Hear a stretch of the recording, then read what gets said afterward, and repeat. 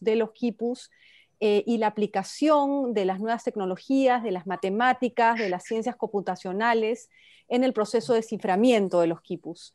En la muestra nosotros hemos incorporado algunos de estos avances de investigación, especialmente en el estudio que Clint Daniel ha elaborado con los quipus encontrados en el sitio arqueológico de Incahuasi, en la costa central, en el Valle Cañete, que para la muestra conforma un caso de estudio importante, pero hoy nos enriquecerá con mucho más contenido, al igual que el investigador Ronco Ronnie, a quien cedo las palabras a Julio Rucabado para que lo presente. Con él comenzaremos. Gracias. Gracias, Cecilia. Buenas tardes con todos. Tengo el agrado de presentar a Umberto Roncorroni. Él es nacido en Pavia, Italia, es doctor en filosofía, magíster en ciencias de la computación y licenciado en arte.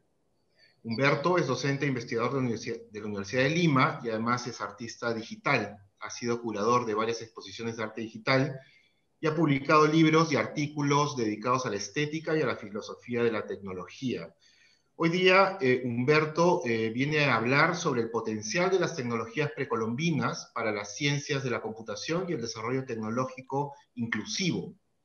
Se discutirá la interpretación de los quipus de Raimondo Di Sangro, ¿no? Que nos va a hablar ahora y vamos a conocer mucho más en profundidad sobre este personaje del siglo XVIII,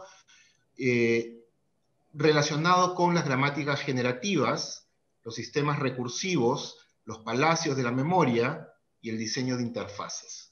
Sin más, para esta introducción, los dejo con Humberto Roncorroni. ¿Qué tal? Muy buenas tardes a todos. Gracias al Mali por esta invitación en un evento tan importante bajo todos los puntos de vista.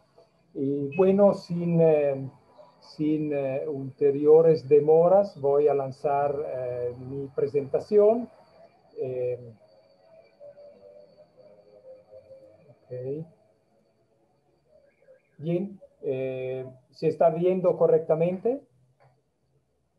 Perfectamente. Ok, muy bien. Entonces...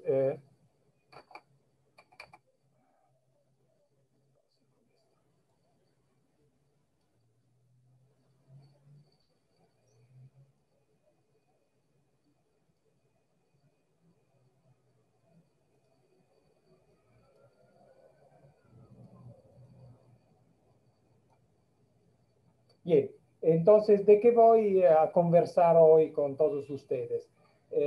Una breve síntesis, una breve introducción a los contenidos que he preparado para este evento, una reflexión sobre la relación que hay entre las tecnologías ancestrales y la ciencia de la computación.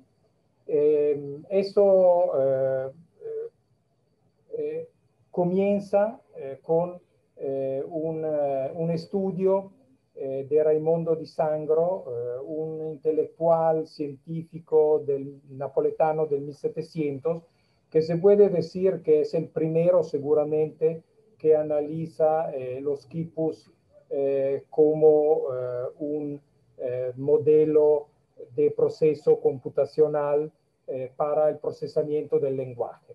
Entonces, después hablaremos un poquito de su libro, la lettera apologética, o sea, la carta apologética, y entonces trataré de explicar lo más sencillamente posible cómo Raimondo di Sangro interpreta los quipus como una forma de escritura y cómo después él propone que los quipus se podrían convertir en una especie de código de comunicación universal, y finalmente la relación que hay entre los quipus y la ciencia de la computación para el desarrollo tecnológico concreto hoy.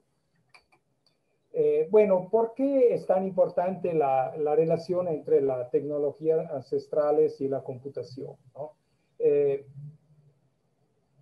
Hay un primer aspecto, es la cuestión de la identidad cultural, ¿no? O sea, nosotros en el fondo somos al 90% usuarios de productos y tecnologías informáticas que vienen desde afuera, y diría básicamente de matriz anglosajona. Entonces, el hecho de considerar el aporte que estas tecnologías ancestrales pueden dar a la ciencia de la computación es muy importante, porque es una forma de defenderse de este nuevo colonialismo cultural que se difunde a través de los medios digitales, ¿no? Por otro lado, hay una cuestión creativa en el desarrollo de los medios digitales. Y estos artefactos ancestrales se basan en principios misteriosos, quizás no del todo correctamente interpretados, pero que a pesar de eso tienen un potencial creativo muy grande que se puede aplicar concretamente al desarrollo tecnológico. Y eso a mí me parece sumamente importante, ¿no? Y este libro de Raimondo di Sangro, la lettera apologética, es justamente el primer caso de un intelectual que ya en 1750 tiene una visión en el fondo de la tecnología tan avanzada y tan moderna y tan multicultural, yo diría, ¿no? Bien, quisiera presentar brevemente quién era Raimondo di Sangro. Era un noble de una familia muy importante de Nápoles, era príncipe de San Severo, vivió entre 1710 y 1771 y fue un personaje extremadamente complejo, ¿no? Era un erudito, un inventor, un alquimista, un mago, un científico, que destacó en muchas actividades las más diferentes posibles, ¿no? Y a pesar de las leyendas que hay sobre su persona y sobre sus inventos, en realidad imaginarios, pero sí es comprobado que él, por ejemplo, inventó un rifle de disparo rápido que era al mismo tiempo con pólvora y con aire comprimido, que es un invento único en la historia de la tecnología de armas, ¿no? Inventó un barco anfibio, inventó tintes para los mármoles que eran tan perfectas que era prácticamente imposible darse cuenta si el mármol era natural o artificial, ¿no? Inventó compuestos químicos para los fuegos artificiales, inventó algún componente para hacer piedras preciosas artificiales. Y de eso hay algunas cosas que son de fantasía, pero otras que son de realidad. Entonces es un personaje sumamente complejo, interesante y fascinante, ¿no? Una cosa que está relacionado, un invento que está comprobado, que está relacionado con el libro de lo que vamos a hablar, es que él inventó, por ejemplo, un sistema para hacer una impresión a dos colores con una sola tira, cuando se sabe perfectamente que para imprimir a más de un color es necesario hacer más de una impresión. Y sin embargo, él logró hacer una impresión de dos colores en una sola pasada.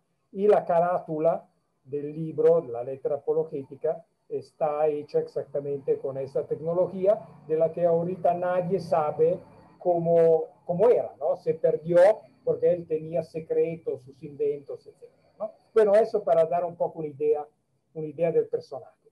Además, Raimondo di Sangro era famoso, acá algunos de sus inventos, ¿no? Hasta se dijo que inventó una luz perpetua, ¿no?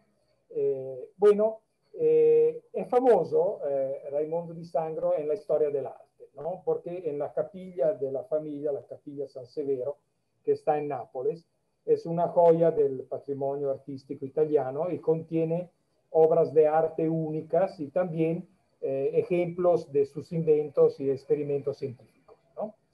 Por ejemplo, brevemente, para no quitar el tiempo al tema importante de los quipus, por ejemplo, hay la famosa escultura del Cristo velato, en el cual hay el cuerpo de Jesús cubierto por un velo de mármol, que es tan perfecta la ejecución que hasta se decía que en realidad Raimondo di Sangro había inventado un composto para marmorizar las telas y que entonces en realidad esta no era una escultura, sino un cuerpo verdadero recubierto con un manto verdadero y después marmorizado con ese compuesto inventado por Raimondo di Sangro, ¿no? Eso no es verdad. Esta escultura es del Corradini, es una obra de extremo virtuosismo artístico, pero es una escultura en mármol, ¿no? También es muy famosa la liberación del engaño de Francesco Queirolo, con una red, como pueden ver las imágenes, completamente hecha en mármol. Entonces también Raimondo di Sangro era, como se puede decir, un mecenas de las artes y sobre todo de las artes que tenían algo de excepcional desde el punto de vista tecnológico, ¿no? Y la otra cosa famosísima de Raimondo di Sangro son las máquinas anatómicas, que son un sistema metálico de todo el sistema arterial y venoso del cuerpo humano, que se dice que él había hecho inyectando directamente un compuesto en las venas de algún, no sé, de un cadáver, no sé, hay leyendas, y entonces la leyenda es que en realidad estos cuerpos son verdaderos y las venas y las arterias son verdaderas venas y arterias, ¿no? Eso no es así, es metal, pero hay todavía misterios porque, por ejemplo, hay una reconstrucción anatómica de partes del cuerpo humano que en la época de Di Sangro no eran conocidas por la medicina. Entonces hay algunas cosas bien raras sobre este personaje. Bueno, eso explica por qué se terminó interesándose también de los quipus, ¿no? Otro misterio de la arqueología, de la historia y de la cultura, ¿no? Entonces ahí entramos directamente en nuestro tema. Bueno, este libro fue escrito como defensa, por eso que se llama carta apologética, por un libro de una escritora francesa, de Graffigny, en que se relata la historia de dos amantes, una francesa y una peruviano, que cuando después la francesa tuvo que regresar en Francia y por razones políticas no podía comunicarse con su enamorado, entonces le enviaba sus poesías de amor a través de los quipus, ¿no? Y entonces esta idea que este artefacto pudiera ser una forma de escritura en la Europa de la época que se consideraba, decimos, el foco cultural del universo, ¿no? Entonces fue un escándalo. Entonces Raimondo di Sangro aprovechó de eso para hacer una defensa de esta teoría y de ahí desarrolló su estudio sobre los quipos, ¿no? Basados en documentos de la época que él conocía, ¿no? Los comentarios de Garcilaso de la Vega, la historia natural de José de Acosta, todos textos que él sí tuve la oportunidad de estudiar y de conocer, ¿no? Entonces su conocimiento de los quipus era bastante profundo, ¿no? Y basado en toda la literatura disponible en la época. Bueno, entonces, ¿a qué va la idea que tenía Di Sangro sobre los quipus? Según él, de acuerdo a estos textos y al poema de la escritora francesa, los antiguos peruanos utilizaban los quipus para escribir, ¿no? Y que entonces no eran solamente registros de información, sino efectivamente un código de escritura, ¿no? Como fueran, no sé, los jeroglíficos o las runas, ¿no?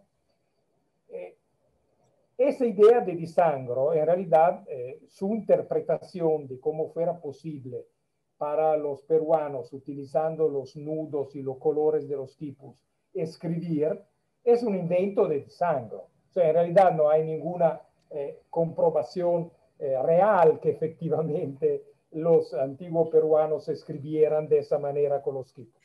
Pero eso no importa, ¿no? Porque de todas maneras revela un potencial en el contenido simbólico de estos artefactos, ¿no? Que se pueden aplicar y interpretar de muchas maneras, y esta es su riqueza. Bueno, entonces, según Raimondo Di Sangro, y acá tenemos una ilustración original hecha por él del libro La letra apologética. Los antiguos peruanos escribían utilizando un vocabulario de sílabas.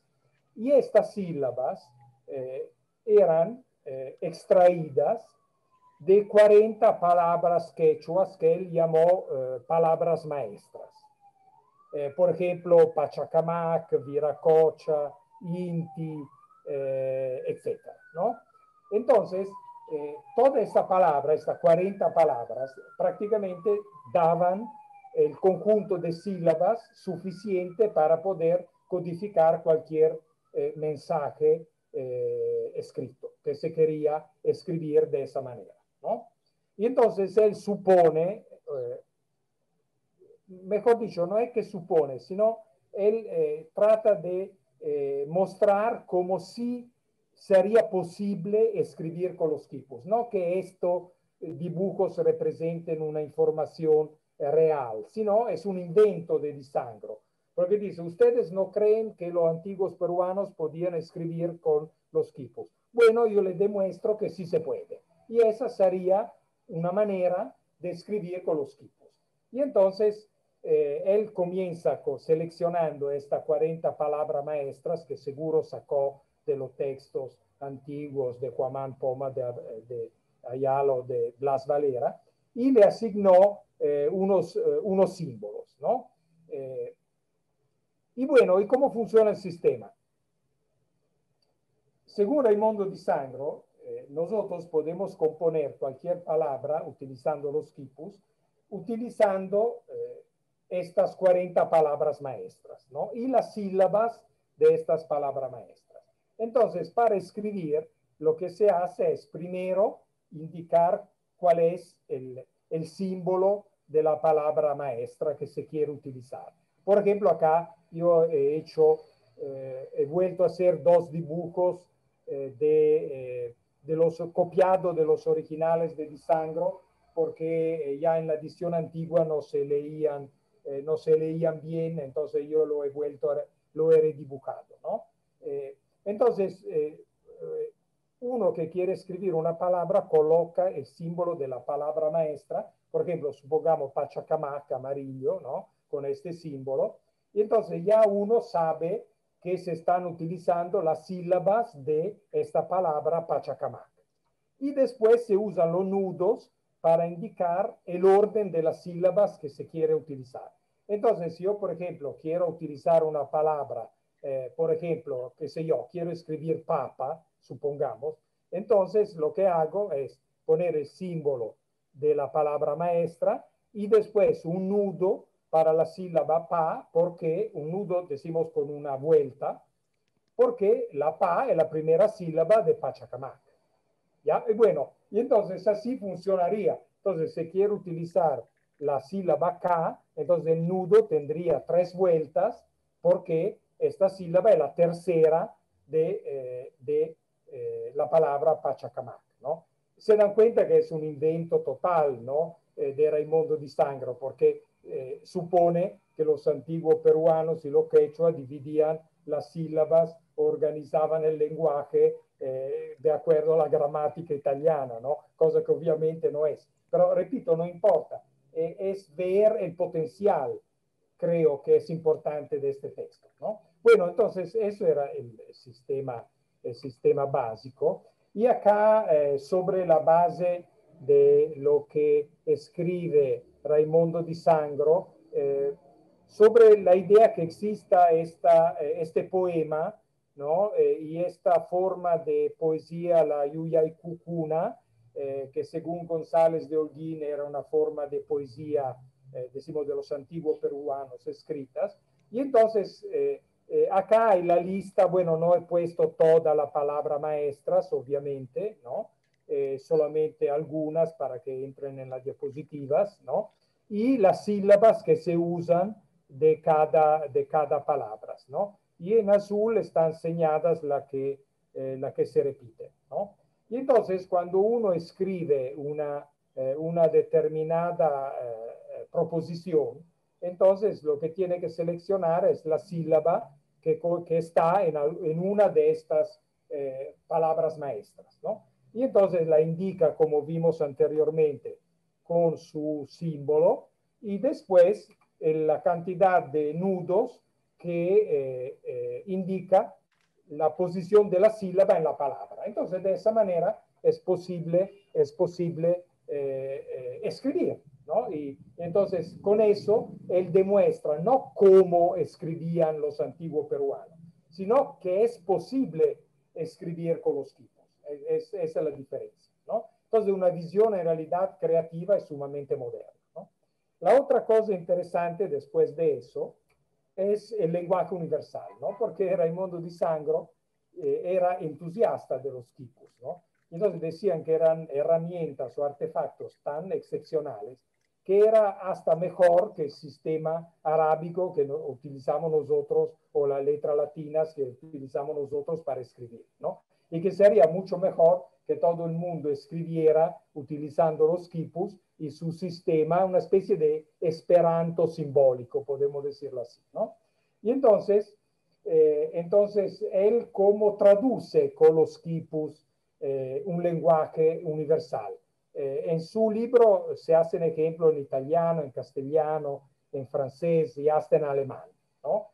Yo acá tomo el ejemplo en italiano y entonces él dice, por ejemplo, ¿cómo se codifican las vocales? Y ahí viene el tema de los colores, ¿no? Que hemos visto que antes de comenzar el evento se estaba un poco conversando de la importancia de los colores en los tipos, ¿no? Bueno, entonces Di Sangro se dio cuenta de eso y entonces para él el sistema para codificar las palabras era utilizar los colores, ¿no? Y acá hay el ejemplo de 5 colores para las 5 vocales, ¿no? Y él sugiere que se utilice para cada idioma el color cuya letra comienza de la misma letra en el idioma. Entonces, por ejemplo, para la A se usa el azzurro, o sea, el azul, porque en italiano, en castellano, azul y azzurro comienzan con A, y así sucesivamente, ¿no?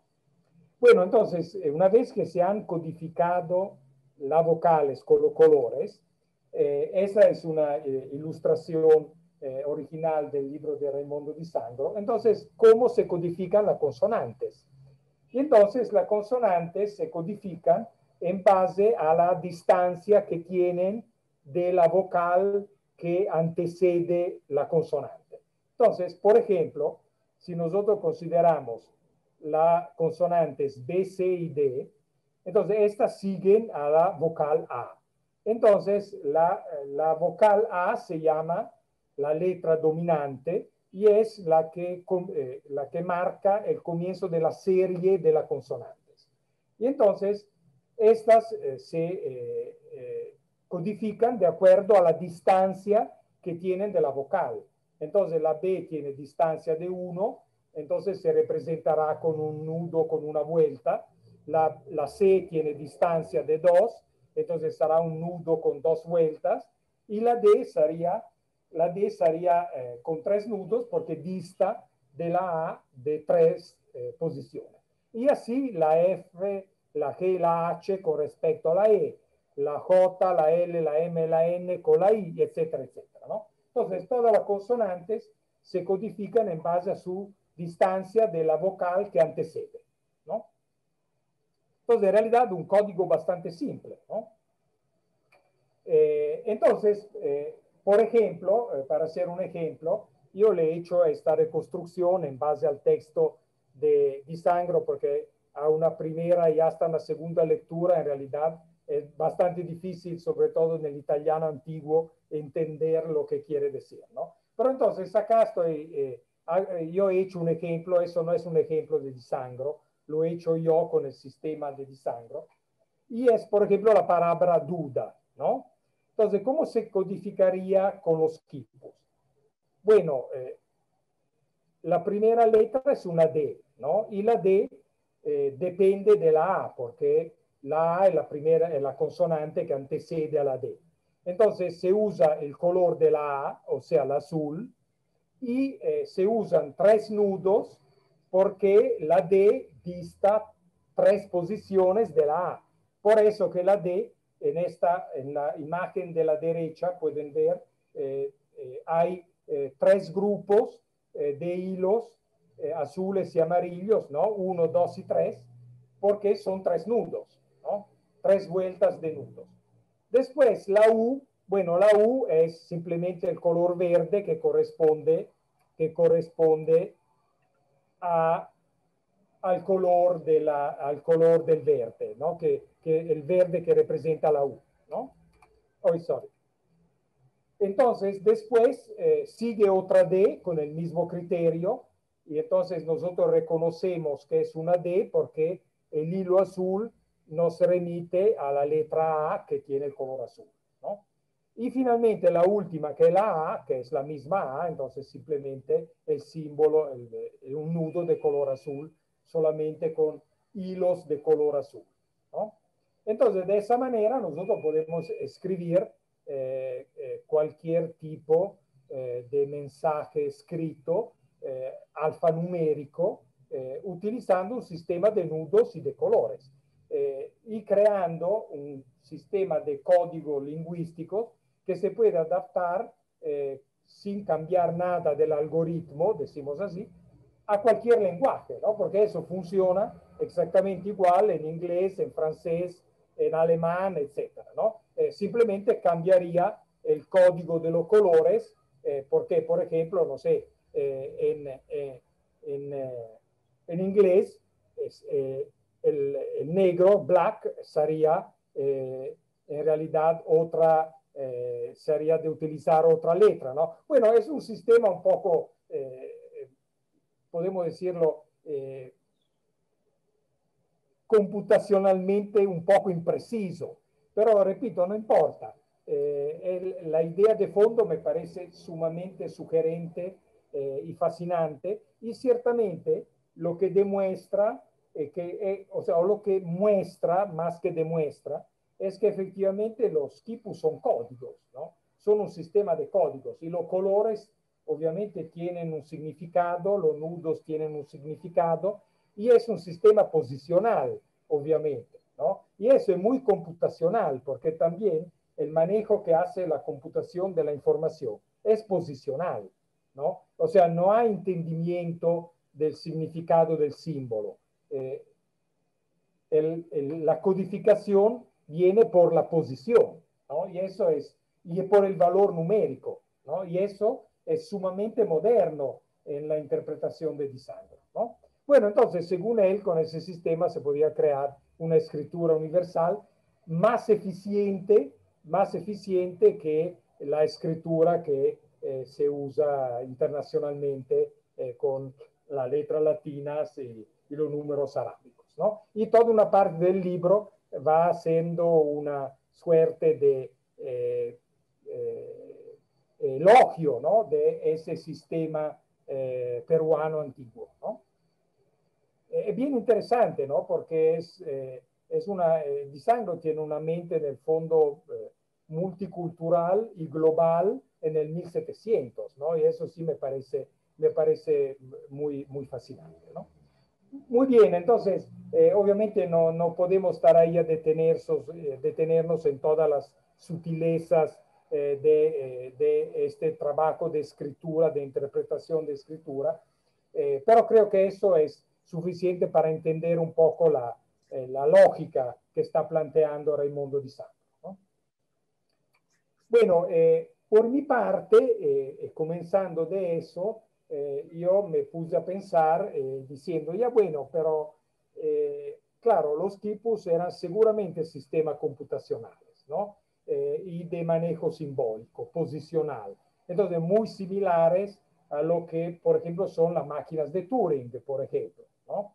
Pero bueno, hay similitudes entre varios aspectos de la computación y los quipus, ¿no? Por ejemplo, la memoria, ¿no? O sea, la gestión de la memoria.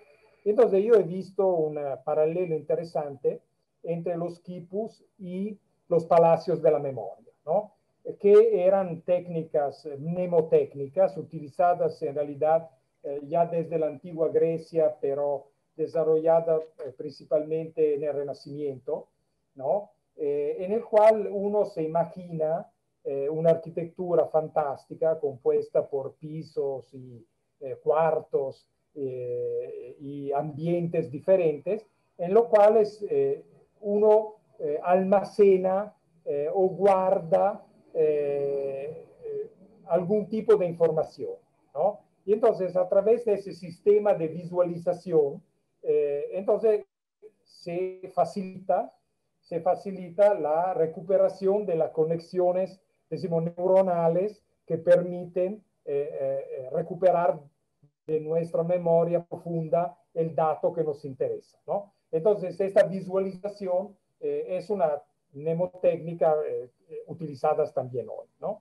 Y entonces, en ese caso, hay otra variante que es el teatro de la memoria, desarrollado por Giulio Camillo en 1550, y es increíble el parecido que tiene con los quipus, ¿no? Entonces yo acá le he puesto una representación de los quipus y de los colores, y entonces dispuesto en una estructura de datos que son como matrices, ¿no? O árboles. Y entonces, seguramente el diseño de los quipus era algo que facilitaba la memorización de la información, porque uno podía visualizar el quipu y exactamente como un palacio de la memoria ir recuperando la información, ¿no? Bueno, eso entonces es un caso interesante, las técnicas mnemónicas, ¿no? Y eso para recordar que hay ejemplos concretos en que artefactos antiguos han sido implementados hoy en la ciencia de la computación, ¿no? Por ejemplo, en las técnicas de acceso a los datos. Por ejemplo, este sistema musical hindú, la mala carta, que era una tabla, ¿no? Era una tabla visual en la cual uno podía hacer la conexión entre todo el sistema armónico de la música, ¿no? Entonces, de esa manera facilitaba el almacenamiento de la información y recuperar las tablas armónicas correspondientes, ¿no? Bueno, acá no estoy obviamente a entrar en el tema de eso, pero ese sistema ha sido utilizado hoy en la ciencia de la computación para hacer algoritmos de almacenamiento y búsqueda de datos estructurados, ¿no? Y eso es un artefacto medieval, ¿no? De la cultura hindú medieval. Y eso se está utilizando hoy y es bien vivo y eficiente en los algoritmos que se usan hasta en la inteligencia artificial, ¿no? Entonces, eso por decir que en realidad la tecnología va evolviendo en el tiempo y el pasado tiene siempre que decirnos algo, ¿no? Nosotros creemos que los medios digitales son el máximo de lo nuevo y en realidad vemos que recuperan tecnologías y técnicas que son medievales o hasta mucho más antiguas como el caso de los quipus, ¿no?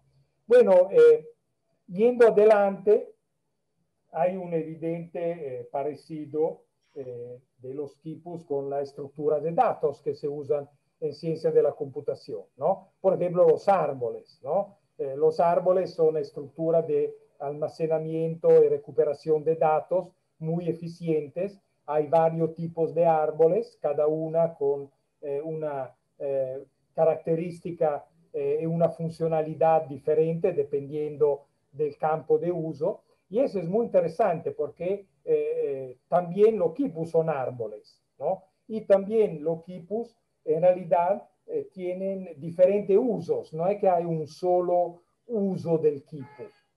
Probablemente los quipus tenían algoritmos diferentes. Nosotros de lo que vemos del quipu es la interfaz, pero muy probablemente los algoritmos eran diferentes de quipu a quipu, ¿no?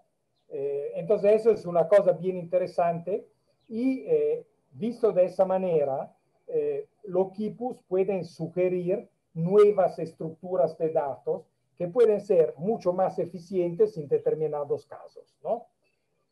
Uno de estos, bueno, acá estoy haciendo un ejemplo por ejemplo, de los quipus con la similitud con las listas enlazadas, que son estructuras de datos que se usan mucho en ciencia de la computación, que pueden ver en la imagen de la derecha, que tienen obviamente una estructura, una arquitectura idéntica a los quipus, ¿no? Hasta con las ramas y los hilos secundarios que se desprenden de los hilos principales, ¿no? Y entonces, en ese sentido, nosotros podríamos utilizar los quipus para crear estas nuevas estructuras de datos con determinadas funcionalidades que justamente los quipus pueden sugerir, ¿no? Es un estudio que yo recién estoy comenzando, pero que creo sí tiene un potencial enorme, ¿no? Acá, por ejemplo, hay una escuela de música en Alemania del que he sacado esta tabla que está utilizando los quipus para la representación de la información musical. Y entonces ha hecho una decodificación de los quipus para hacer música electrónica, ¿no? Y entonces hay estas cosas que están empezando a aparecer un poco dispersas y que sería sumamente interesante de alguna manera recopilar o reunir en un único concepto, ¿no? Bueno, por mi parte, yo he aplicado eso justamente al estudio de la gramática generativas, ¿no? Ahora, ya nos pasamos de tiempo si me pongo a explicar exactamente qué son las gramáticas generativas, pero decimos, son procesos que utilizan un conjunto de símbolos y reglas para poder generar conjunto de datos muy complejos en una forma algorítmica que se pueden utilizar para crear diseños de varios tipos, modelos tridimensionales, hasta se usan en la arquitectura, en el diseño textil, etc. Entonces, no hay para la gramática generativa una aplicación que sea un poco amigable para un usuario, ¿no? Entonces, yo leyendo el libro de Di Sangro y los quipus, me vino en mente que yo podría utilizar los quipus para hacer un diseño de una interfaz mucho más eficiente para utilizar la gramática generativa, ¿no? Claro, repito, no puedo estar ahí a hacer toda la explicación técnica ahorita, pero le puedo dar testimonio que sí, eso me ha ayudado muchísimo para hacer un programa, una aplicación con una interfaz mucho más simple, mucho más eficiente y mucho más rápida, ¿no? Y esa la idea ha salido observando los quipus, ¿no? Y leyendo el libro de Di Sangro.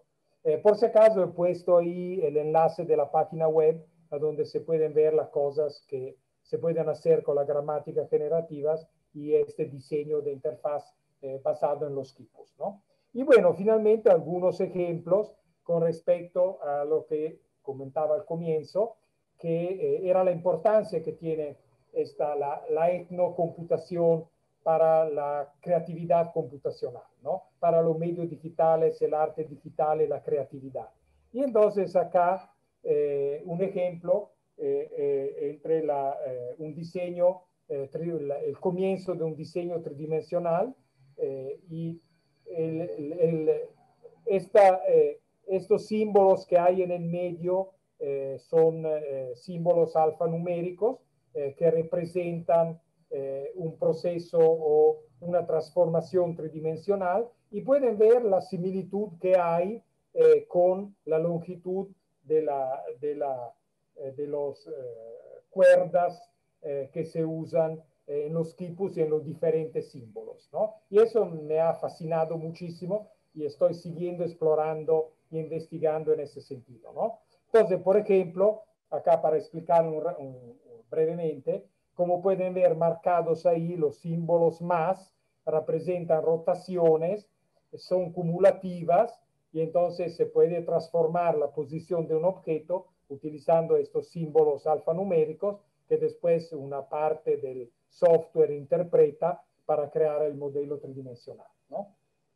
Y con eso se pueden hacer cosas bien interesantes, porque las gramáticas generativas permiten representar, y eso es muy similar a la intuición que tuvo Raimondo Di Sangro sobre los quipus, ¿no? O sea, el poder que tienen las representaciones simbólicas, ¿no? A pesar que sean, decimos, históricamente comprobadas o menos, ¿no? Entonces acá es un proyecto que yo he desarrollado para una exposición en el Centro Cultural, en el Británico Cultural en el 2018, en el que he implementado algunos procesos y algunos diseños precolombinos como la cruz andina y la espiral para combinarlas en un programa que diseñara construcciones de ladrillos algorítmicas, ¿no? Utilizando gramáticas generativas. Eso lo estoy poniendo porque se muestra concretamente el potencial creativo que tienen estas tecnologías, ¿no? Y cómo todos estos artefactos y estas culturas ancestrales y tradicionales, obviamente no solamente del Perú, pueden ser incorporadas en la ciencia de la computación, ¿no? Entonces, hacer una ciencia de la computación que sea, como se puede decir, democrática, sostenible, inclusiva, ¿no? Y no una forma globalizada de dominio tecnológico, ¿no? Que es un poco el peligro que nosotros estamos viviendo hoy con esta nueva cosa de la inteligencia artificial, etcétera, etcétera, ¿no? Y eso me parece un aporte enorme que tienen estas culturas para el desarrollo tecnológico. y sería una pena que no se aprovechen en la educación y en la formación, ¿no? Bueno, yo creo que con eso he terminado. Ojalá que no he sido demasiado largo, demasiado complicado. Entonces, muchísimas gracias y le cedo otra vez la palabra a Julio. Muchísimas gracias a todos por asistir y al Mali por la invitación. Muchas gracias, Humberto.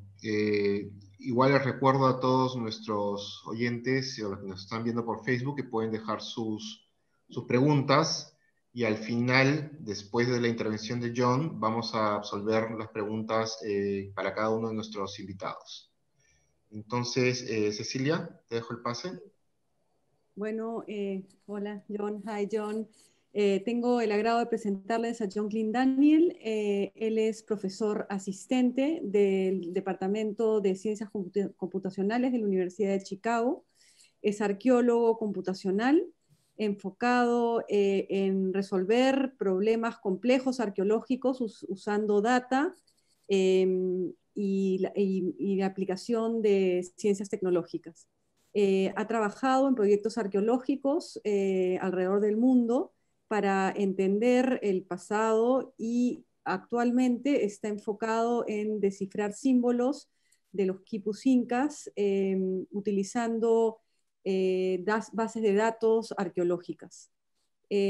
Su ponencia titulada Codificando acciones secuenciales en los quipus incas aquí argumentará en torno a cómo la información secuencial estuvo codificada en los quipus incas a partir de una muestra de estos objetos excavados en el sitio de Incahuasi, en Cañete, el uso de los hallazgos recabados de una muestra amplia de quipus mediante el uso de técnicas computacionales.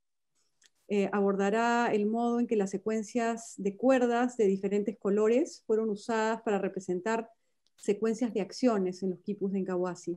Y a partir de este caso de estudio sugiere la manera en que los incas debieron codificar este tipo de información narrativa y no cuantitativa, utilizando los quipus como medios para conseguirlos.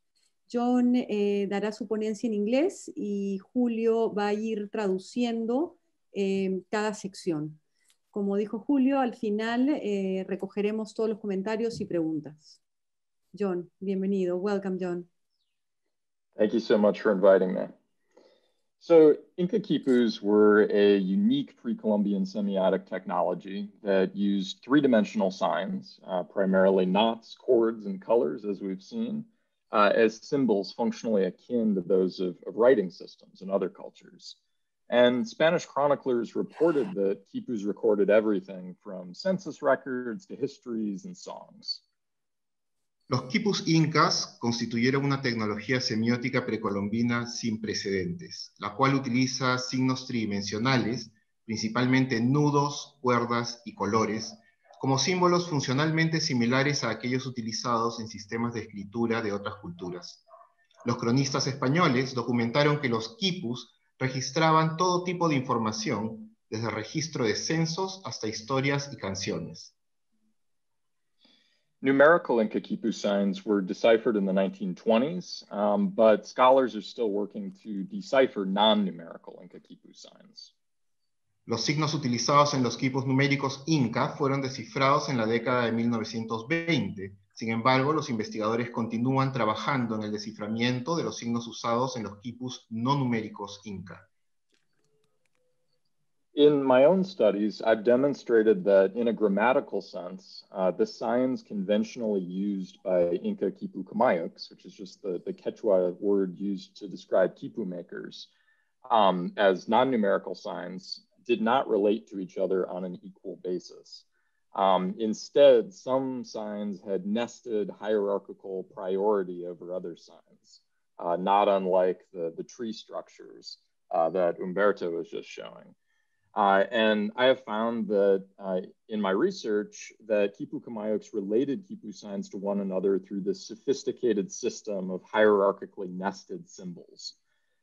Each nested level predicated a finer grained subset of the quipu, such that quipu Camayux were able to denote the temporal and the hierarchical structure of signs, the grammatical differences between signs, as well as broad contextual sort of information that was true across multiple signs within a given quipu. So certain signs provide context for each chord value, and then each chord value provides context for each knot value. A través de mis estudios he demostrado que en un sentido gramático, los signos convencionalmente utilizados por los quipu Kamayuk, como signos no numéricos, no se relacionan entre sí en igualdad de condiciones. Por el contrario, algunos signos tuvieron una prioridad jerárquica anidada sobre otros signos. He logrado encontrar en mis investigaciones que los quipu Kamayuk, palabra quechua que mejor describe a los hacedores de quipus, relacionaron los signos de quipus entre sí a través de un sofisticado sistema de símbolos anidados jerárquicamente. Cada uno de los niveles de anidamiento predicaba a un subconjunto más detallado del quipu, aquellos que los quipu Kamayuk eran capaces de denotar una estructura temporal y jerárquica de signos, diferencias gramaticales entre signos y una amplia información contextual que aplicaba como válida para múltiples signos del quipu. De esta manera, algunos signos proporcionaban contexto para cada valor de cuerda, y cada valor de cuerda proporcionaba contexto para cada valor de nudo. And additionally, based on the order of chords on a quipu, I've found that quipu Kamayuks could express sequences of actions. So here read right to left, but quipus are 3D, so they can be read from any direction, from the end knot to the dangling end. And this capacity for denoting sequences and contextual nuance has wide-ranging importance for understanding the encoding of sequential actions, which are essential for deciphering any sort of quipu narrative formations, whether in storehouse accounting records or historical chronicles. So today what I'd like to do is I want to share with you one empirical example of how sequential actions were encoded on Inca quipus, and then follow up with suggestions for the implications that this has for understanding the encoding of sequences of actions more generally in other genres of quipus. Adicionalmente, basado en el orden de las cuerdas de un quipu, he encontrado que los quipu Kamayuk podían expresar secuencias de acciones, aquí leídas de derecha a izquierda, pero hay que recordar que los quipus son tridimensionales. Estos son leídos del nudo terminal hacia el extremo suelto de la cuerda principal. Esta capacidad para denotar matices secuenciales y contextuales tiene una gran importancia para el entendimiento de la codificación de acciones secuenciales, esencial para el desciframiento de los quipus narrativos, tanto en registros de almacenes como en crónicas históricas. Hoy quisiera compartir con ustedes un ejemplo empírico de cómo las acciones secuenciales fueron codificadas en los quipus Inca, para luego brindar algunas sugerencias sobre las implicancias que esto tiene para entender mejor la codificación de secuencias de acciones de manera más general en otros géneros de quipus. So, for instance, I've examined a pair of storehouse accounting quipus excavated in situ at the site of Incahuasi, which is in the Cañete Valley near Lunahuaná. Por ejemplo, he analizado un par de quipus de registro de almacenamiento que han sido excavados in situ en el sitio de Incahuasi, en el Valle de Cañete, cerca de Lunahuaná. Incahuasi was an Inca military garrison and storehouse facility, and the site is absolutely enormous. It has several facilities yielding quipus, but today we're going to focus on one particular area. Incahuasi fue una guarnición militar y centro de almacenamiento inca. Este lugar presenta grandes dimensiones y varias de sus estructuras están asociadas a quipus. Sin embargo, hoy quisiera concentrarme solo en un área particular de este sitio. We're going to be focusing on this central storehouse. And here you have cells for goods to be stored, as well as sorting facilities off to the sides. Nos concentraremos en el almacén central del sitio, donde se hallaron habitaciones o depósitos individuales para el almacenaje de bienes e instalaciones adyacentes que sirvieron para la clasificación de los mismos. Entender mejor la codificación de secuencias de acciones De manera más general, en otros se hallaron habitaciones o depósitos individuales para el almacenaje de bienes e instalaciones. Am I back on? There we go.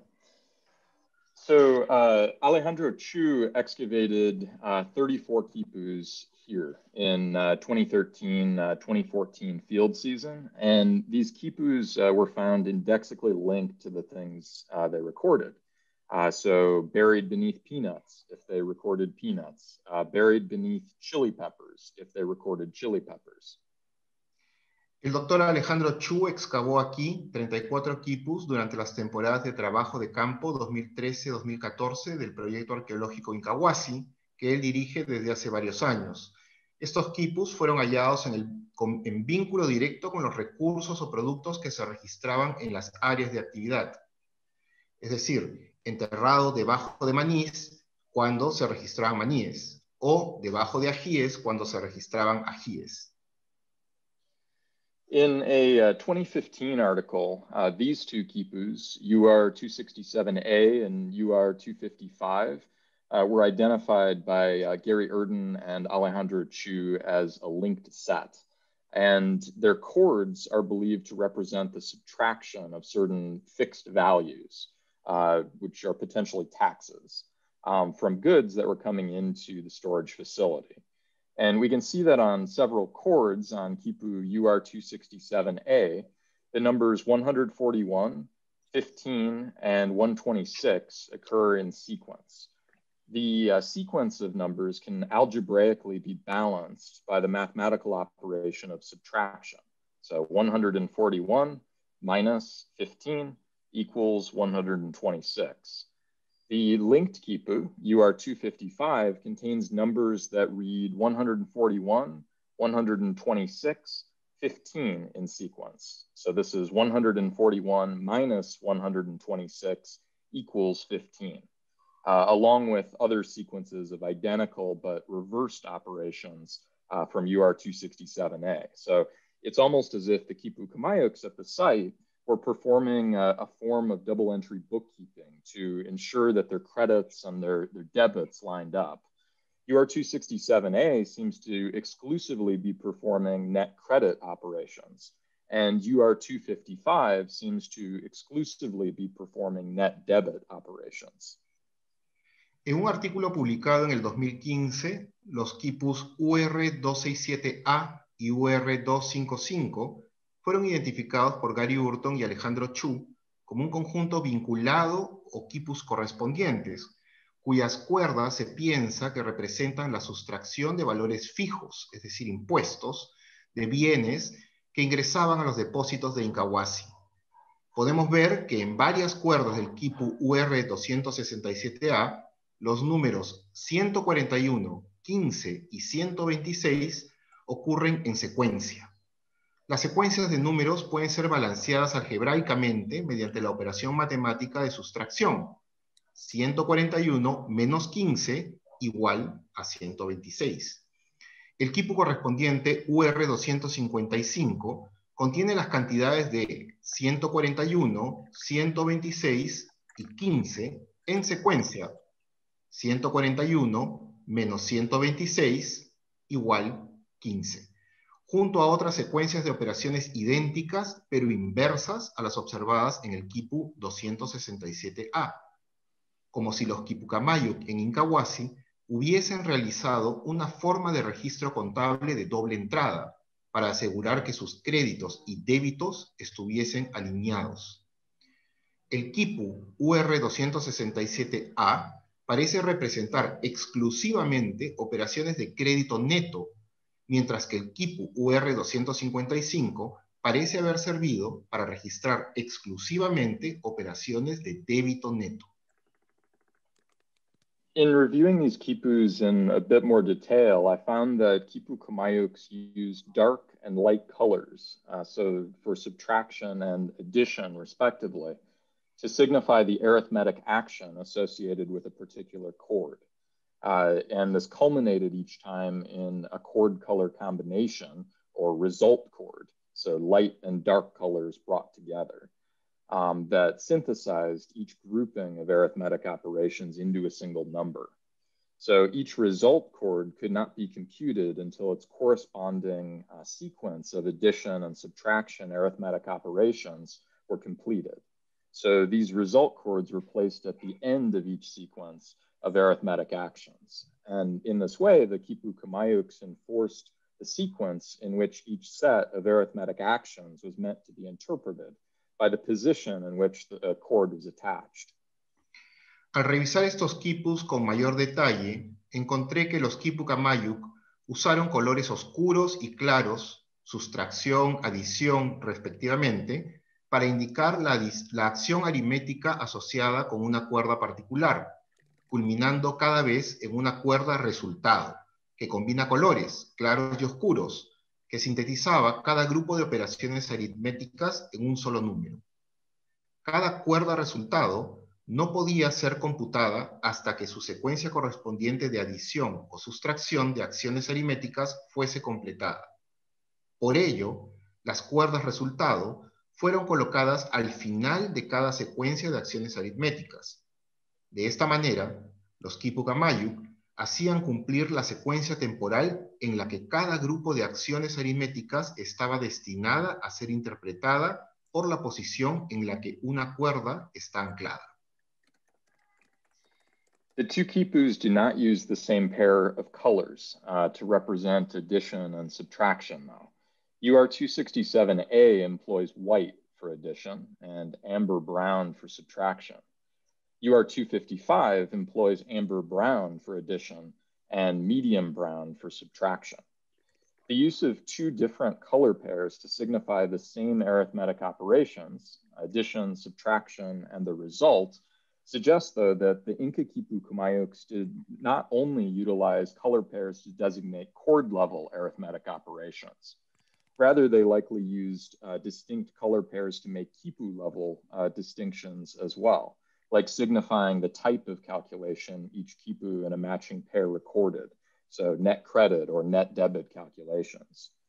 Quipu UR267A, for instance, seems to have recorded operations that resulted in after-tax net credit values. Quipu UR255, that's pictured here, on the other hand, recorded arithmetic operations in the opposite direction, resulting in the taxed values or the net debit values. So to recap, UR267A employed white as its light color to signify addition, and amber brown to signify subtraction. UR255, in contrast, used amber brown as its light color to signify addition and medium brown to signify subtraction.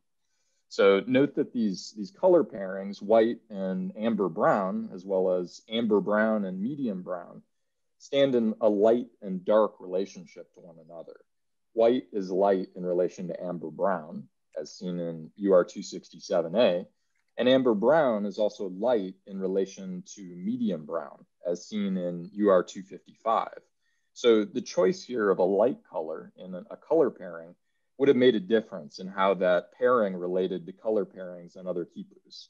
So for instance, the use of white as a light color sign in UR267A reflects that quipu's additive characteristics in contrast to the use of amber brown as the light color in UR255, which reflects this quipu's subtractive characteristics overall. Sin embargo, dos quipus no usan el mismo par de colores para indicar adición o sustracción. El quipu UR267A emplea el color blanco para indicar adición y el ámbar marrón para la sustracción.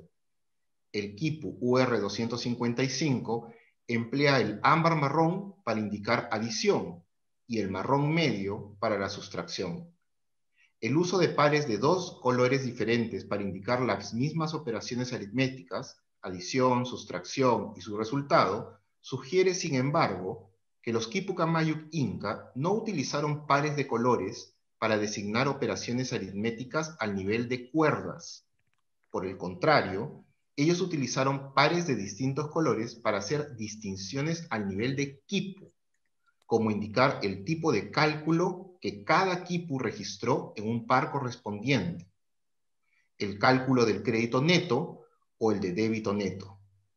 El quipu UR267A, por ejemplo, parece haber registrado operaciones que resultaron en valores de crédito neto, post-impuesto, mientras que el quipu UR255, de otro lado, registró operaciones aritméticas en la dirección opuesta, resultando en los valores grabados o valores de débito neto. Entonces, para recapitular, el quipu UR267A empleó el color blanco como su color claro para indicar adición y el ámbar marrón para indicar sustracción. El quipu UR255, en contraste, utiliza el ámbar marrón como su color claro para indicar adición y el marrón medio para indicar sustracción.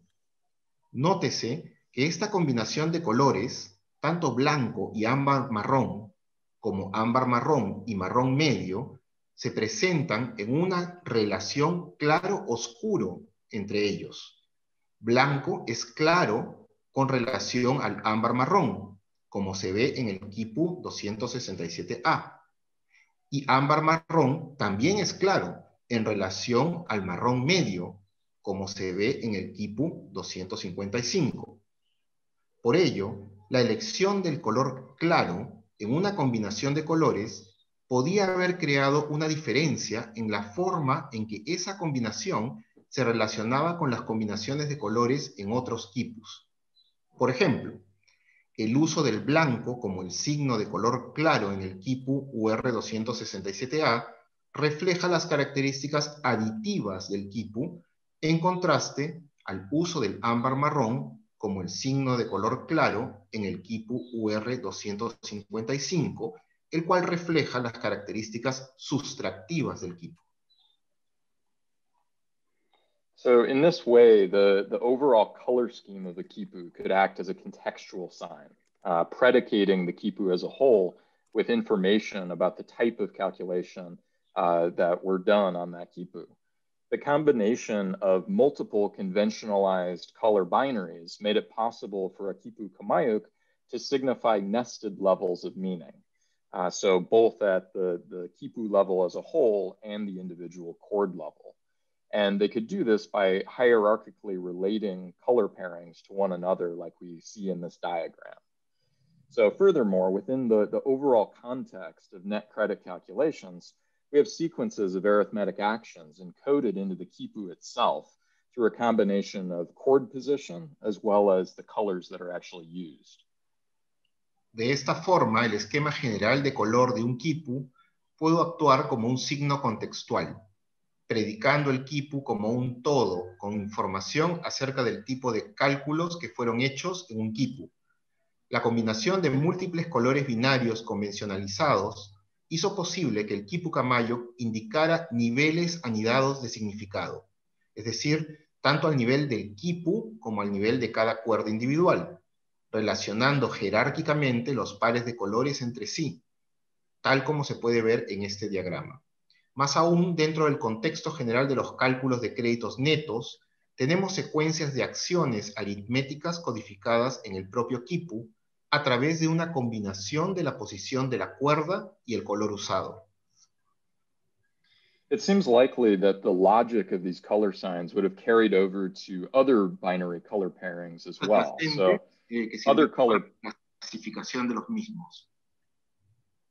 So other color pairings would have likely been capable of signifying additional conceptual relationships beyond arithmetic operations alone, using the same semiotic principles identified here.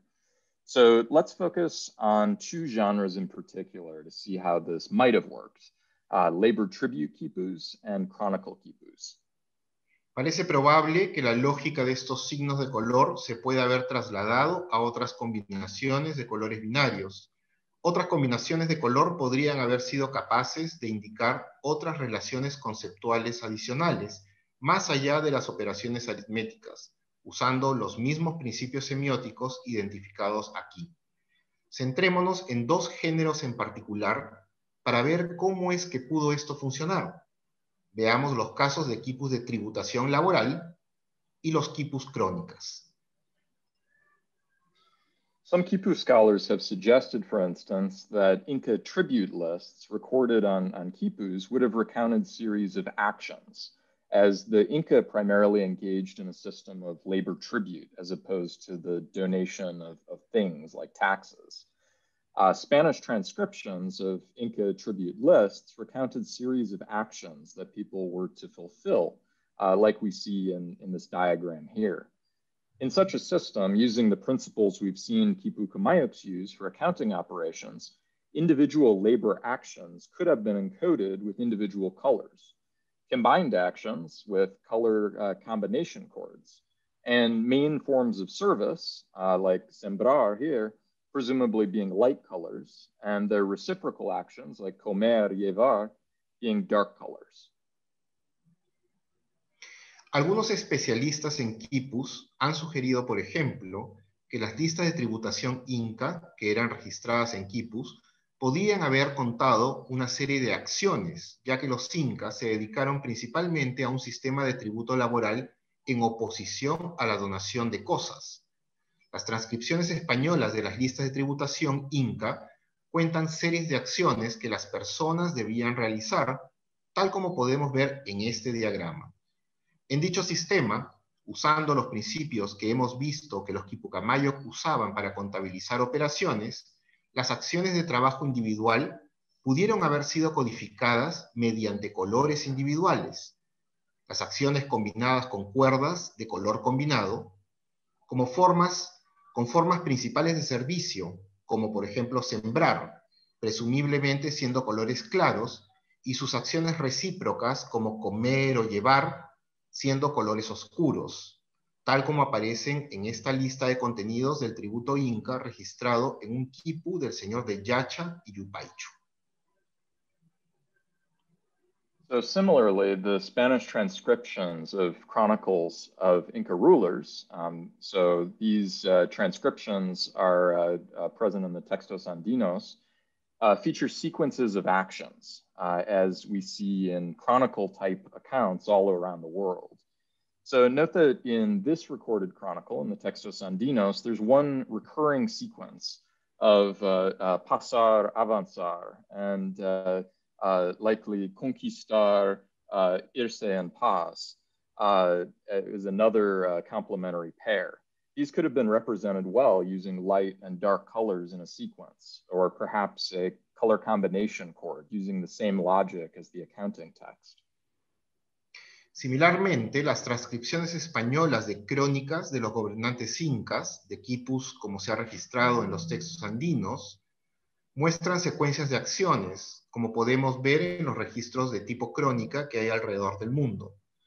Notemos que en esta crónica registrada en los textos andinos hay una secuencia recurrente de pasar, avanzar, y también otra de conquistar, irse en paz, que fue otro par complementario, ¿no? Estos pudieron haber sido representados usando colores claros y oscuros en secuencia, o quizás en cuerdas de colores combinados, usando la misma lógica que nuestro texto contable. So there's a major outstanding question, though, in my mind at least.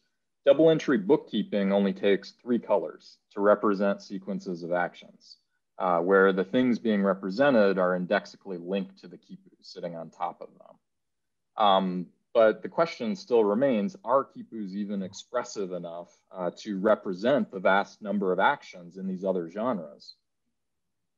Sin embargo, en mi mente todavía persiste una gran pregunta, ¿no? Si la contabilidad de doble entrada solo toma 3 colores para representar la secuencia de acciones, donde las cosas representadas son vinculadas directamente a los quipus, colocadas encima de estos, como hemos visto en el caso de Incahuasi, la pregunta que queda es si es que son los quipus inca lo suficientemente expresivos como para poder representar el vasto número de acciones en estos otros géneros de quipus. Principally, do they have enough unique colors on them? So to answer these questions, we need to have a better understanding of, first of all, how many unique colors would have been necessary to encode labor tribute actions or chronicle actions, and how many known Inca quipus have the requisite number of unique colors to have actually encoded these actions from these genres. Principalmente la pregunta se extiende, ¿no? A si es que tienen los quipus la cantidad suficiente de colores únicos. Para responder esta pregunta necesitamos primero responder un par de cosas, ¿no? ¿Cuántos colores únicos podrían haber sido necesarios para codificar acciones de tributación laboral o de acciones de crónicas? Y segundo, ¿cuántos quipus Inca conocidos tienen el número requisito de colores únicos para haber codificado acciones de estos géneros? As a rough estimate, we can count the number of unique colors that would be needed to record a labor tribute quipu that included all the forms of service that I showed you in the labor tribute list before. Note that the number we get depends on how we count what constitutes an action. If each object of activity were encoded via color, we would need 25 unique colors to record the contents of the tribute list. If only the forms of service, so the verbs alone, were encoded via color, we would only need 8 unique colors. Como estimación aproximada, podemos contar el número de colores únicos que podrían haberse necesitado para registrar en un quipu de tributo laboral, que incluyó todas las formas de servicio que les mostré anteriormente en la lista de tributo laboral. Noten que el número que obtenemos depende en cómo contamos lo que constituye una acción. Si cada objeto de actividad fue codificado mediante el color, podemos entonces tener 25 colores únicos para registrar los contenidos de la lista de tributos. Si solo las formas de servicio, es decir, solo los verbos, fueron codificados con color, podríamos necesitar entonces solo 8 colores únicos. Likewise, I did the same for a chronicle account of the conquests of Topa Inca Yupanqui from another Spanish transcription.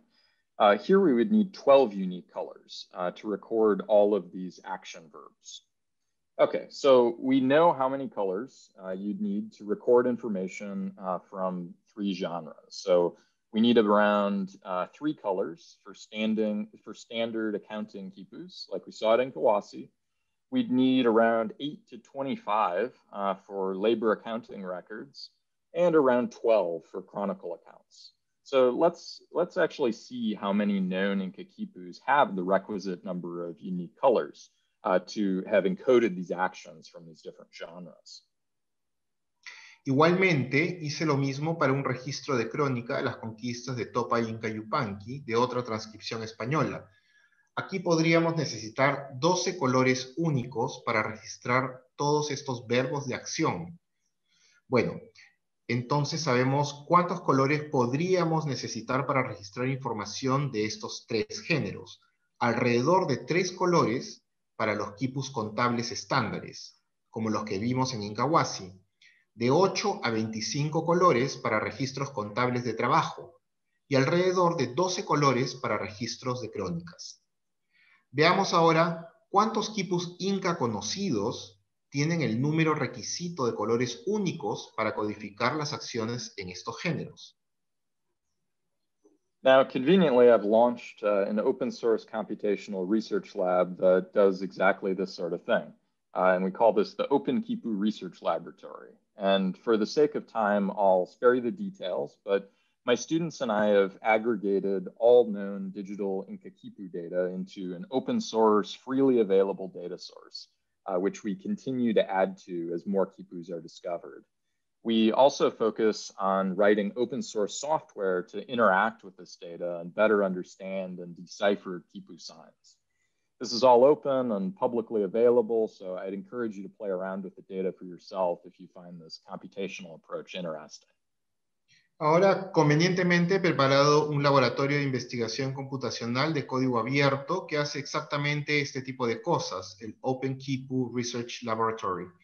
Por falta de tiempo les ahorraré los detalles, pero mis estudiantes y yo hemos agregado todos los datos digitales conocidos de quipus Inca en una fuente de datos de código abierto y disponible gratuitamente, que continuamos agregando a medida que se descubren más quipus.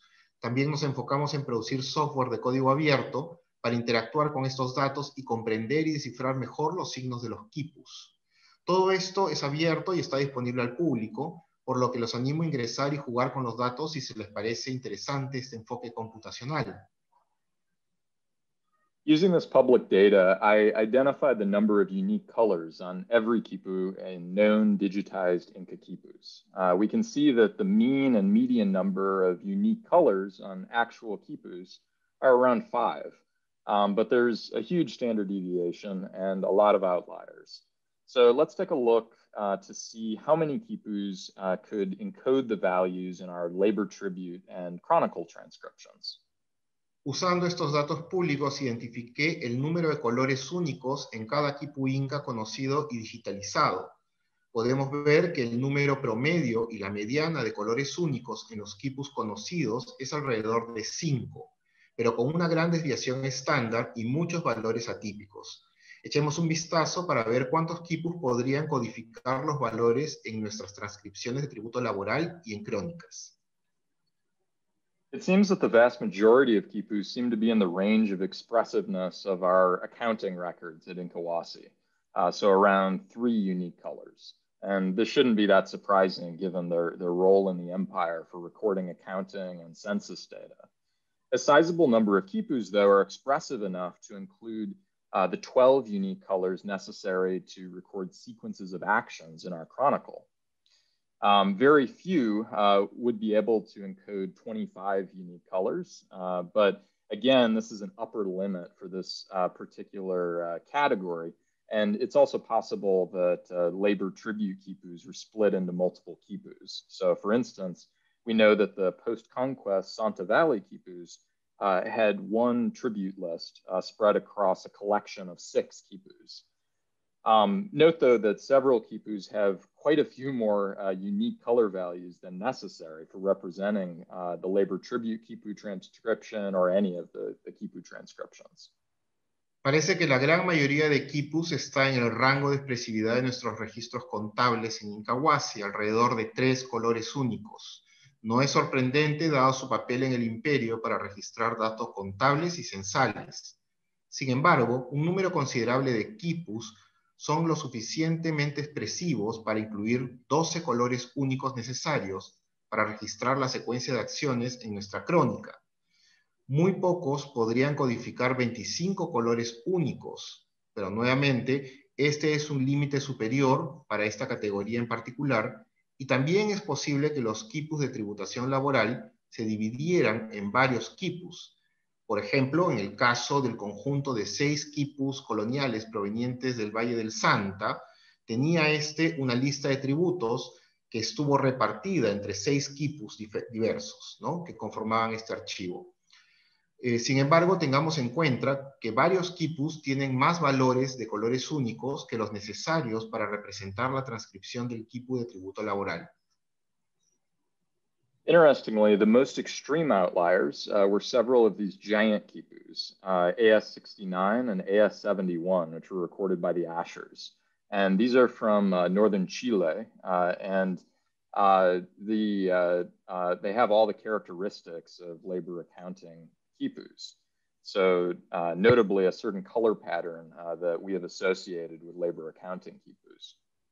Curiosamente, los valores atípicos más extremos fueron quipus gigantes, registrados por los esposos Asher del norte de Chile, que tienen las características de los quipus de contabilidad de trabajo, en particular presentando un cierto patrón de color que hemos asociado con los quipus de contabilidad de trabajo. Another extreme outlier is this one, UR93, which doesn't have a great provenience, but from its color pattern, again, looks to me like a labor accounting quipu.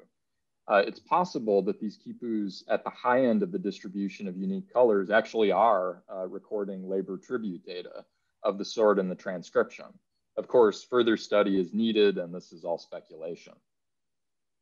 Otro quipu extremadamente atípico es el UR93, que no tiene una procedencia relevante, pero por su patrón de color me parece que es un quipu de contabilidad laboral. Es posible que estos quipus en el extremo superior de la distribución de colores únicos en realidad estén registrando datos de tributos laborales en la transcripción, ¿no? Sin embargo, se necesitan más estudios. So in summary, what can we gather from this information? First of all, we can say that Inca quipus encoded sequences of actions using ordered series of chord colors in the storehouse accounting genre at Incahuasi. And we can also say that this technique of encoding sequences of actions using colors could have been extended to explicitly encode sequences of actions in other Inca quipu genres as well.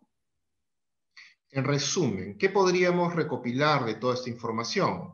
Primero, que los quipus inca codificaron secuencias de acciones utilizando series ordenadas de cuerdas de colores en el género de registro contable de almacenamiento en Incahuasi. Segundo, que esta técnica de codificar secuencias de acciones usando colores podría haberse extendido para explícitamente codificar secuencias de acciones en otros géneros de quipus.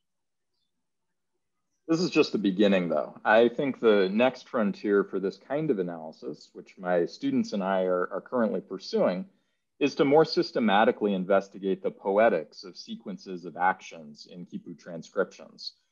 So what we're interested in doing is identifying poetically similar sequences of chords and colors to the kinds of things we see in the transcription. So for instance, the phrase to conquer, to leave peacefully, to conquer, to install tribute laborers might be said via one light color followed by a dark color, followed by the same light color as the first one, followed by a different dark color.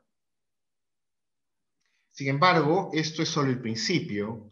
Creo que la siguiente frontera para este tipo de análisis que mis alumnos y yo estamos realizando actualmente incluye investigar sistemáticamente las poéticas de secuencias de acciones en las transcripciones de los quipus, así como identificar secuencias poéticamente similares de cuerdas y colores.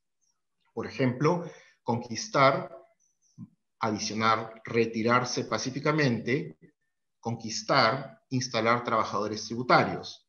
U otra secuencia, como puede ser color claro 1 más color oscuro 1 más color claro 1 más color oscuro 2. So thank you so much for your attention, and I look forward to any questions you have. Muchas gracias por su atención y espero recibir sus comentarios y preguntas a continuación. Gracias.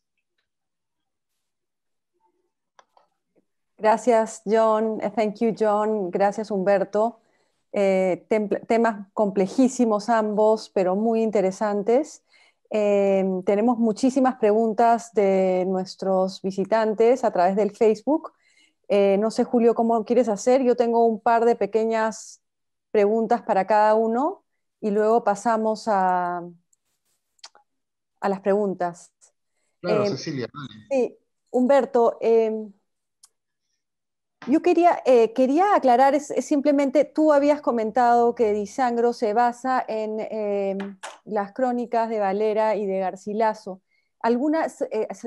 ¿Tienes información de si tuvo acceso a alguna colección de quipus? No sé. Él no lo menciona directamente en sus textos, ¿no? Pero seguramente lo conocía a través de las ilustraciones y de los documentos de la época, que sí él tenía acceso, ¿no? Era un erudito internacional, entonces, y Nápoles en esa época hay que recordarse que era una de las más importantes culturalmente ciudades europeas, ¿no? Entonces era un centro cultural muy importante, entonces con mucho intercambio de información. Yo no sé he visto que en el chat habían preguntado si él tenía a la mano alguna colección de quipus. Estoy viendo. Él no lo menciona, pero creo que no es eso el punto, ¿no? Porque está claro que la lectura que le da Raimondo Disangro a los quipus es una invención suya. Él lo interpreta de una forma totalmente personal, pero eso creo que es lo interesante, ¿no? Sí. O sea, imaginarse lo que esos artefactos pueden darnos más allá de su interpretación científica, ¿no? Claro, porque los dibujos de la época no eran dibujos técnicos, ¿no? Esos vendrían mucho después. Sí, Exacto. claro, Ujú, claro, sí. claro. Genial, muchas gracias. John, I have a question for you, and just a very small question, and just you were talking about first the double record keeping quipus of Incahuasi, and then the labor quipus, labor recording quipus. Do you know any other double record keeping records quipus apart from Incahuasi? No, I think that's the only evidence of such a double entry bookkeeping. And that's definitely an argument as well. It's not necessarily proven that they were capable of double entry bookkeeping. Mm-hmm. It's very controversial whether that made it from Europe in the 1400s to South America, or independently in South America. But that's the only example of such accounting. La pregunta que le he hecho a John es si hay alguna otra evidencia de quipus de doble entrada como los que hay en Incahuasi, y me responde que no, que son los únicos quipus que se han encontrado, quipus dobles que se han encontrado, y que obviamente la teoría de que representaron como las bases de un sistema financiero relacionado con los créditos y en los débitos también es una hipótesis, ¿no? Y I had another question.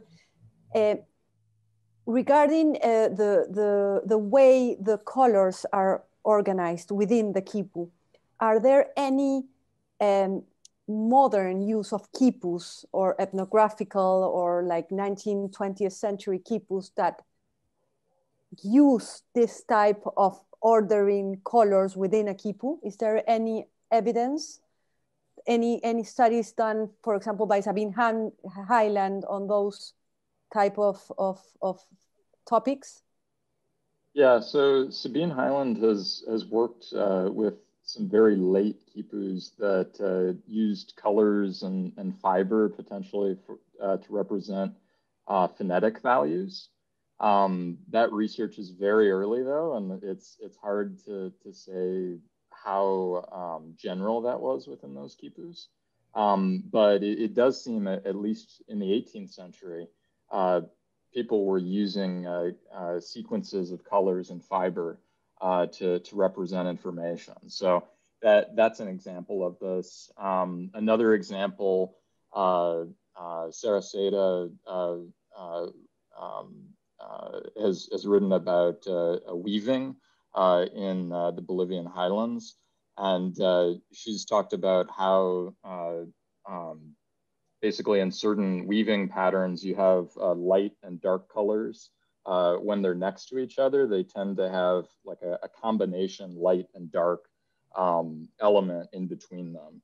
And at least by the weavers, they're considered to be kind of a masculine element on the light side, a feminine element on the dark side, and then the color combination is considered their child.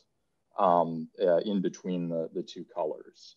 So this is a very similar sort of logic to the weaving tradition. Okay, thank you. La pregunta que le hice a John es si él había tenido acceso a algún dato de uso moderno de los quipus en que utilizan el mismo tipo de patrón de colores para registrar información. Tal es el caso de los quipus de registro laboral que él menciona. Me dice que Sabine Hyland efectivamente está haciendo estudios en quipus tardíos donde los colores reflejan algún tipo de información, y en los Andes bolivianos, Cereceda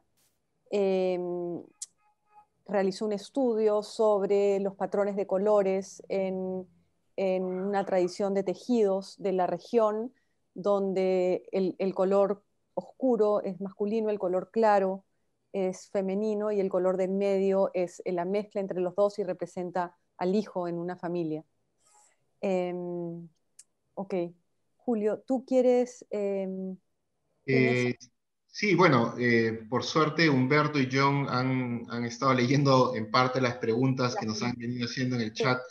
Pero hay una pregunta que sí salta un poco, es sobre, para John, es sobre el compartir de estos códigos, de qué manera este tipo de codificación del color era conocido por, es decir, cómo se podía transmitir, o cómo un Quipu Camayo que hacía sus anotaciones en su propio Quipu, luego podía compartir o pasar esa información a otro, si es que hay este nivel de complejidad, o si es que, en otras palabras, existía, digamos, una suerte de escuela, como los cronistas hablan, ¿no? En el Cusco, de aprendizaje, ¿no? Del sistema de quipus.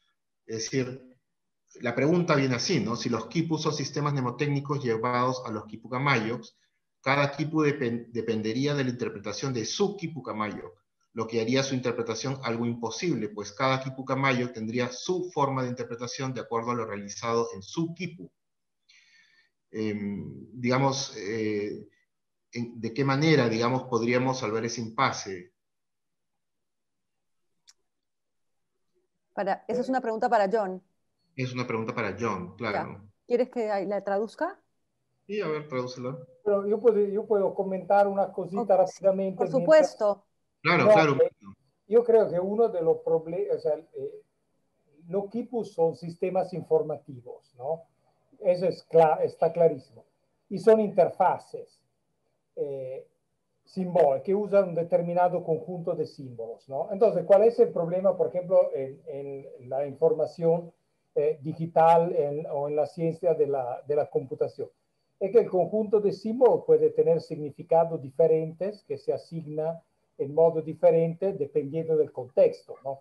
Por ejemplo, nosotros lo utilizamos nosotros todos los días, las interfaces modales, ¿no? Por ejemplo, el cursor del mouse es el mismo objeto, pero que cambia de forma dependiendo del contexto, ¿no es cierto? Entonces yo creo que también los quipus eran artefactos como interfaces modales, o sea que cambiaban de código de acuerdo al contexto y de acuerdo al quipu Camayo, por supuesto. Y ciertamente nace el problema interpretativo porque como un poco los escribas en el antiguo Egipto, los quipu Camayo que eran, creo, personajes casi sagrados, ¿no? En el que el secreto de la escritura o de la información se tramandaba prácticamente de forma oral para justamente mantenerlo como una casta. Entonces yo creo que de ahí vienen muchos problemas de interpretación. Perfecto. John, that question was if the quipus were mnemonic systems controlled by the quipu Camayos, each quipu would depend on the interpretation of each quipu Camayo, which would make the interpretation a complex issue because it would be different each time. Do you think? Yeah. Do you have any comment on that? Yeah, so that's actually what my dissertation was about. Okay, then. I do not believe that these were idiosyncratic devices that only one quipu maker or one set of quipu makers would understand. In my dissertation, I looked at symbols like these color symbols and knots and so on, and saw that throughout all of our data, all of the quipus, all the way up in the north of Peru down through Chile, we have very consistent ways of representing information, which seems to suggest that there are general standards that would have been significant to any quipu maker anywhere in the empire. There are some distinctions between different genres. So a labor accounting quipu is different than a storehouse accounting quipu. And there are some local quipus that do weird things. But for the most part, this is a wide convention. Let me just share my screen briefly. So at Incahuasi, with these quipus, we also found these wrap sticks and all sorts of quipu production material. So it looks like quipu makers were making these things, the quipus on site. They had cotton and they had cords and all of this stuff. And the different color binaries were all recorded on these sticks. So you have light color, dark color, light color, dark color, and so on. And I believe this is actually in the exhibit. Yes. So I think these está en la exposición. Estas piezas están en la exposición y forman parte del caso de estudio de Incahuasi. Yes, these are on display. Yeah, so these would come from, I believe these would come from the highest point in the Inca state, and they would be forced to keep a certain code, a color code, as well as other sorts of conventions. Muy interesante. John, tengo otra pregunta para ti. I have another question from the public. Something that we discussed before. Es un comentario y pregunta sobre si es que saber quechua, ¿no? Como lenguaje andino ayuda o complementa para la investigación de los quipus, ¿no? And that's something that maybe you can talk more about it, ¿no? Yeah, so Quechua is essential, I think, for understanding the quipus. One of the studies I've done is with the way knots are recorded on a quipu, and knots are numbers, basically, on Inca quipus at least. And the ways in which they tied these knots, though, seem to reflect elements of Quechua grammar. So it was pretty clear, based on large statistical analysis of all the quipus we know, that the quipu makers were encoding Quechua grammar into their numbers. So you have the number 13, Chunka Kin Sayuk, and the number 10 was encoded one way, and the number 3 was encoded in another way. So you have this clear Quechua grammar at work. And I think with colors as well, you're going to have a lot of Quechua grammar and Quechua structure at play. So that's essential.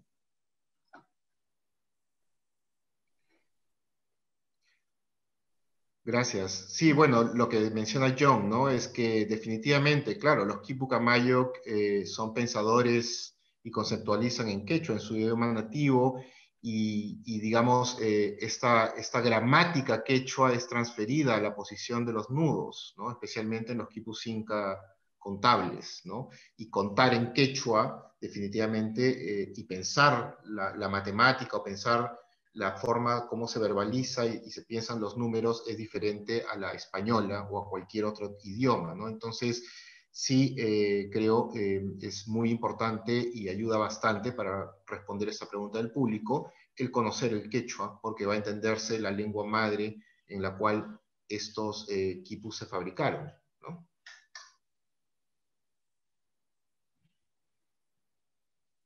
¿Alguna otra pregunta del público? Hay una pregunta, un comentario para Humberto, quizás él quisiera responderlo porque está involucrado directamente en el tema de las yupanas, ¿no? Es este dibujo de Huamampoma bastante conocido en que se representa el Quipu Camayuc, ¿no? Con un sistema curioso cuadriculado a sus pies, ¿no? ¿Tendría algún significado este? ¿Podrías de repente explicarnos su trabajo en la yupana? Tablero que hay, sí conozco muy bien esta ilustración, es una yupana que era la calculadora que utilizaban hasta los incas, y entonces es claro que hay una asociación entre los quipus y la yupana. A mí me ha interesado mucho en la presentación de John el tema de la representación decimal, ¿no? Porque en la interpretación de la yupana hay muchas teorías Algunos dicen que calculaban en base 40, en base 12, o sea, las cosas más complejas, cuando el esquema que he visto en la diapositiva de John está claro que tiene una secuencia decimal en potencias de 10, ¿no es cierto? ¿No? Entonces la primera línea son las unidades, la segunda las decenas, la tercera las centenas y así, etcétera, etcétera, ¿no? Y entonces yo he hecho una traducción, o sea, un software que permite trabajar digitalmente la Yupana exactamente para entender cuánto era simple el sistema de cálculo, del sistema de cálculo con la Yupana, ¿no? Y no hay un acuerdo realmente en la base numérica que efectivamente utilizaba la Yupana, pero eh, a mí me parece que gente sabia y práctica, como eran los antiguos peruanos, el sistema más simple era el más lógico, ¿no? Y haciendo la implementación informática de la Yupana, es 50 veces más simple hacerlo considerando la base decimal que no la base 15 o base 40 que otros están proponiendo, ¿no? Y seguramente debe haber una relación, por supuesto, entre el quipu y la Yupana. Yo creo que ambas tienen que ser estudiadas en conjunto, porque también las Yupanas son interfaces modales, porque hay Yupanas de diferentes diseños que representan diferentes contextos y diferentes usos. Y entonces, en ese sentido, es muy probable que se podría entender algo más de, repito, yo no soy un arqueólogo, entonces estoy hablando así más como programador, decimos así, ¿no? Pero a mí me interesaría mucho desde el punto de vista de la computación ver cómo se asocia la Yupana con el Clipper. O sea, una utilizada como sistema informativo, como base de datos, y la otra después para hacer el cálculo, ¿no? Entonces hay una razón, en esta ilustración hay la Yupana y los quipus, porque esos eran los sistemas de cálculo de los antiguos incas, ¿no? Hay una pregunta aquí. El sistema contable actual que usamos es decimal. ¿Cuál era el número de base que usaban los quipucamayos? John, do you answer that? The Inca, we believe, it was base 10. Since the 1920s, Leland Locke demonstrated that if you count the numbers in a base 10 kind of way, they add up to other numbers on the quipu. So basically, in a lot of these quipus, we can demonstrate that it was a base 10 system. Where it's a little sketchier and where we don't fully understand are the Wari quipus, where these earlier quipus, we don't know if they were base 10 or base 5 or something else entirely. Temblor. Shake, yeah. ¿Perdón? Okay. Temblor. Un temblorcito. Temblorcito. Nosotros no lo sentimos porque No, acá en Chorrillos. Sí. Los sapus están manifestando. Sí. No sé si tenemos tiempo para una pregunta más. ¿Aprobación o su desaprobación?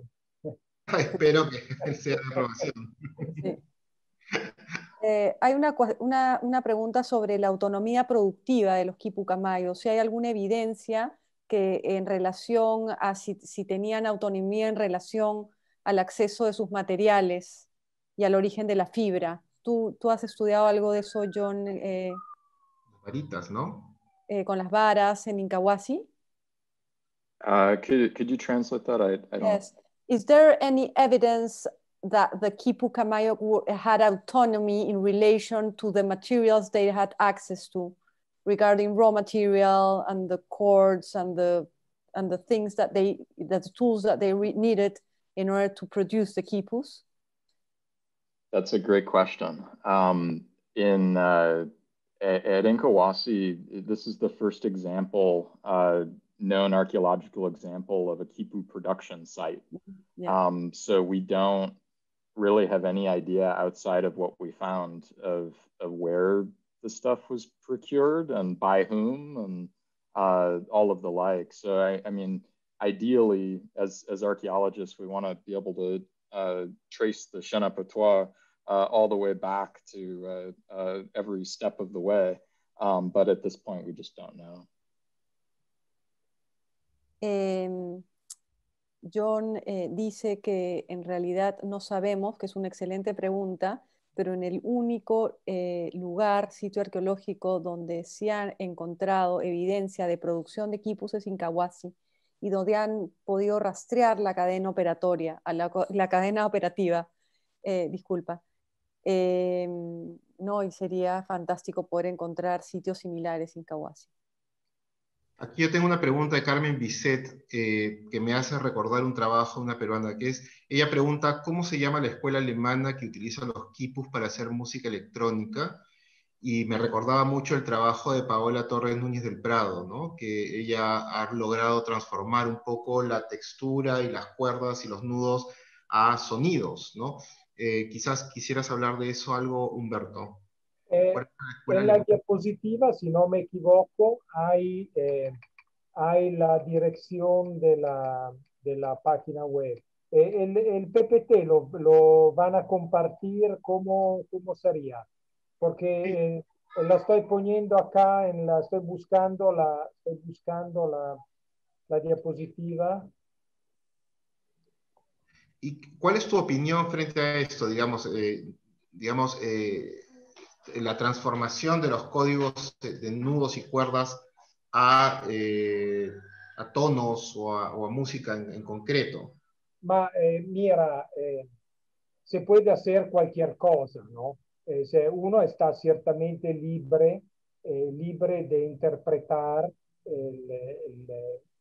el artefacto de la forma que quiere, ¿no? O sea, las ideas están abiertas, ¿no? Uno no es que está obligado a utilizar las cosas siempre de la misma forma, ¿no? Entonces, yo creo que seguramente estos diseños se lo vemos desde el punto de vista de la estructura de datos, ¿no? Esas son bien importantes desde el punto de vista creativo, porque como nosotros estructuramos la información, también nos da una determinada forma de pensar. Y entonces, si el quipu nosotros lo podemos utilizar para representar algo que decimos nos acomoda o que nos parece valioso por un determinado objetivo, bueno, eso es la gran herencia que nos dejan estos artefactos, ¿no? Estamos libres de interpretarlos y eso no significa que sea una interpretación falsa, ¿no? Ojo, es diferente. O sea, ese potencial yo creo que está en el diseño, ¿no? Y acordámonos que los símbolos son producciones, son el fruto de una elaboración cultural. Y entonces, ¿quién nos impide de interpretar estos símbolos en sentido diferente de lo usual? Ahí está su aporte creativo, me parece. En cuanto a la dirección, la voy a pasar por chat. Voy a pasar la referencia ahí por el chat. Muchas gracias, Humberto. A ver, un ratito, chat, acá está. Y este trabajo también que han hecho de música es totalmente arbitrario. Pero, repito, demuestra el potencial que tienen, simbólico que tienen estos, y la riqueza de esta cultura, ¿no? Porque no te ocurre una idea si es que de alguna manera esa ya no está de alguna forma dentro del diseño original, ¿no? Entonces, quizá que estos experimentos creativos que pueden parecer arbitrarios nos terminen dando después alguna indicación también a quien se aproxima con una metodología más científica a los tipos. Ok, muchísimas gracias, Humberto. Muchísimas gracias, John. Cecilia. Gracias a ustedes, gracias, John, gracias a Cecilia, sí. Gracias, Julio, Sandra. Gracias, Humberto. Gracias, John. Cerramos aquí. Tenemos próximamente la tercera sesión Julio, ¿con quién vamos a tener las conversaciones? ¿Con José Carlos de la Puente? Sí, con José Carlos de la Puente, Manny Medrano. Historiador, especialistas en quipus coloniales. Entonces nuestro siguiente tema es la supervivencia de los quipus durante la época colonial y cómo fueron transformando y adaptando su función en los ciclos que siguieron a la conquista europea. Nuevamente, muchas gracias por acompañarnos y no dejen de ir a ver la exposición que todavía está abierta, martes, jueves, viernes y sábado, si no me equivoco, en el Mali. Los esperamos a todos. Muchas gracias por acompañarnos. Muchas gracias a ustedes. Abrazo. Próximo.